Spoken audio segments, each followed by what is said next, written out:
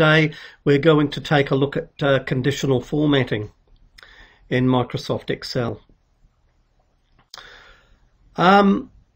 Just a couple of things. Conditional formatting, there are just numerous ways you can use conditional formatting, and we're going to use an example where I've made up a little test, a visual test, recognizing the planets of the solar system, and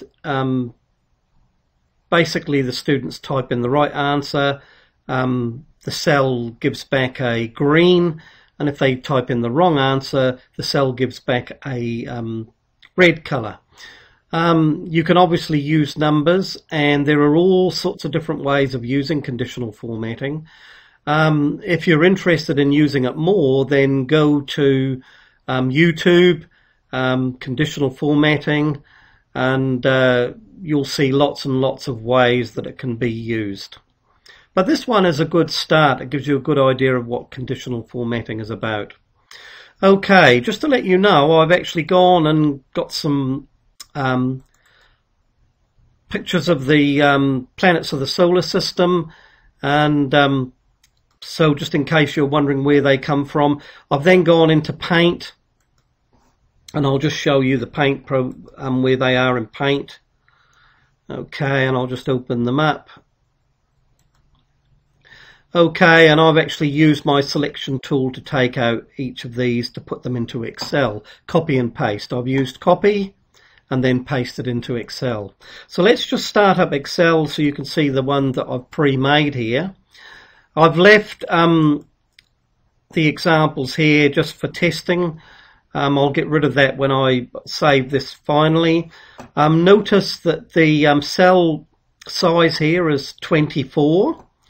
So I use this little A plus sign to take from ordinary text to bigger. To start with, I also highlighted a whole range of cells and made those 24, as you can see, to give me more space to work and to make this little solar system test, if you like.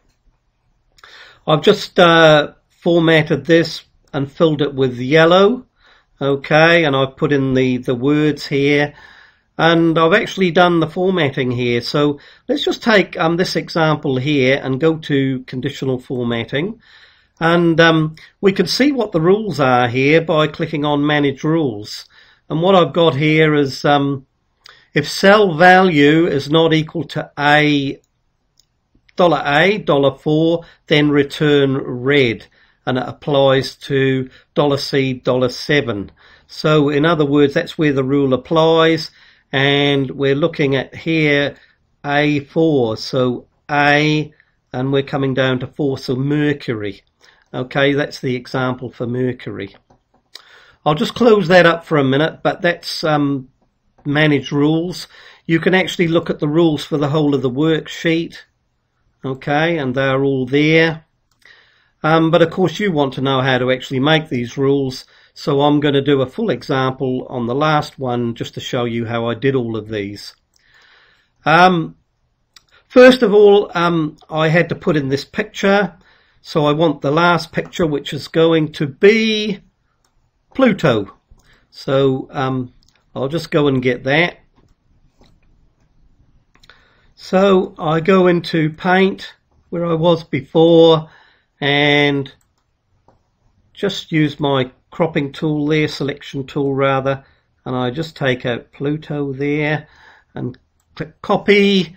Now I can actually close that down, and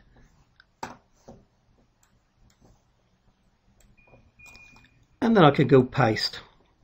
Okay, and I'm just going to move this into place like I did all the others. Make sure that it's clear of the actual cell that we're going to work in. And in here, I'm just going to put in a nice thick border so that that mimics all the others. Just to show you that, there's that thick border there. Okay, and now I'm going to write the rule. Okay, so I click on Conditional Formatting, and we're going to go to New Rule. Okay, and we're going to select Format Only Cells That Contain. Okay.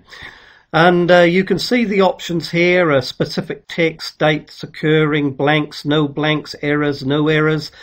Normally you would use that at the default cell value, and here it's not equal to or equal to. I'm choosing equal to. Obviously that works with numbers as well, greater than, less than, but just equal to.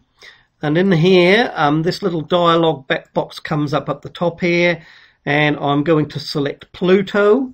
So that puts in the absolute reference for Pluto, which is $A, $12, as you can actually see. We're in A12 there. And then that's the correct answer. So I'm going to click Format, and I want that to turn green. Click OK, click OK. Now nothing's happened yet because I haven't put anything in there. I just want to make another rule, new rule for the same cell. Format cells that contain, this time I want to select not equal to, cell value is not equal to, and then click on this little dialog box here, Pluto, and this time I actually want to format to this to be red. Click OK and click OK. Right, so now we can actually test it. Okay, so if I type in here Pluto, by the way, it will work with uppercase or lowercase, just in case you're worried. Okay, as you can see, Pluto lowercase, it still returns a green. If I put in Mars there, it returns a red for incorrect answer. So might be an idea just to go and check all our other examples here. So just put in Mercury. It's a good idea after you've done this to check that you've done all your formatting correctly. Venus, Earth,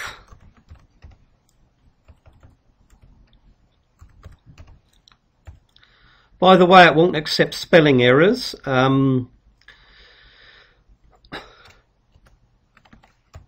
Mars, as you can see, it will stay red, but put in Mars correctly, it will turn green. Jupiter, whoops, although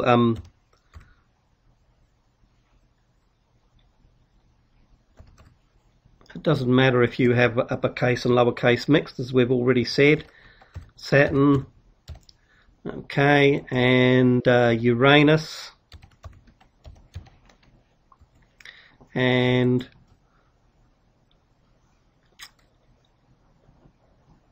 that's what I got that one for, Neptune. So I've checked all of these now. So normally I would leave it by just putting in spaces there, and then save the file and send it off to the student or whatever will use it. Okay. Ideas for tertiary. A plumbing student actually had pictures of tools that are used in plumbing, and then the various names of the specialised plumbing tools down here, so that the her student could actually answer, you know, put in what they thought the correct tool was. So you can use this in all sorts of different ways, obviously. You can also obviously use textual examples as well, and also numeric examples. So lots and lots of different ways that you can use conditional formatting. I'm just now going to get rid of my answer sheet, if you like, and I know this is all works correctly, so I can actually save it, and hopefully you'll come up with something similar, or feel free to try a numerical example. Conditional formatting is the name, and that's what I would like you to try and show me. Okay, thank you for your attention. See you in the next tutorial.